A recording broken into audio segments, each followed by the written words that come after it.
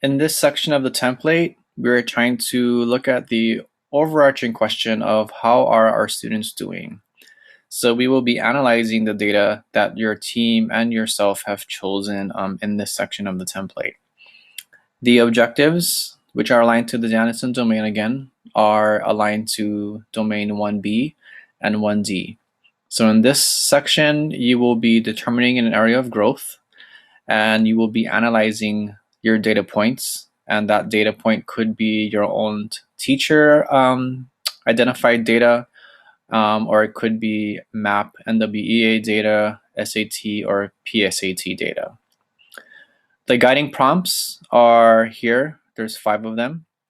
And then again, you would be recording your answers to the prompts in the teacher response section. As you can see, the teacher response section is fairly long. It's not necessary. I just made it long in case you want to write a lot. Some other possible evidence that you would want to include may be your chosen data with annotations. If you want to include this, then you can upload it to your Cheatscape if you're an Academies teacher, or you can upload it to your Blackboard account if you're a 9th or 10th grade teacher. Let me go back to the top and kind of go over the guiding prompts. So number 1, based on your data, what are some of the conclusions you can make about your students? Number 2, identify and explain any trends or patterns in your data. Do you see that they're always deficient in one particular strand? Do you see that there is no pattern really is determined by the cohort? What are some patterns or trends that you can notice? Number 3, identify areas of strength. So where are they strong in?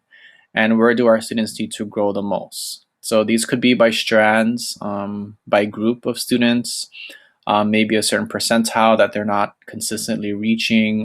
Where would they need to grow and where are they the strongest? Hypothesize contributing factors to strengths and areas of greatest need. So in this section, you can think of it as a team, whether you're a 9th grade or 10th grade team or academy teacher. And you can also think of it in terms of an individual teacher as well. It's really up to you.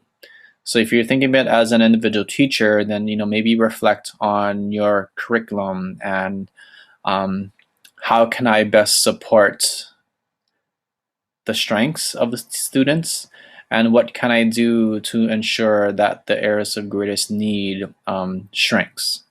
If you're thinking of it as a team or academy, then you can maybe have conversations with your team about how your team maybe does PBLs, or is there a focus on a certain type of strategy or a certain type of assessment that you can all look to help bridge the gap between the areas of greatest need and the strengths.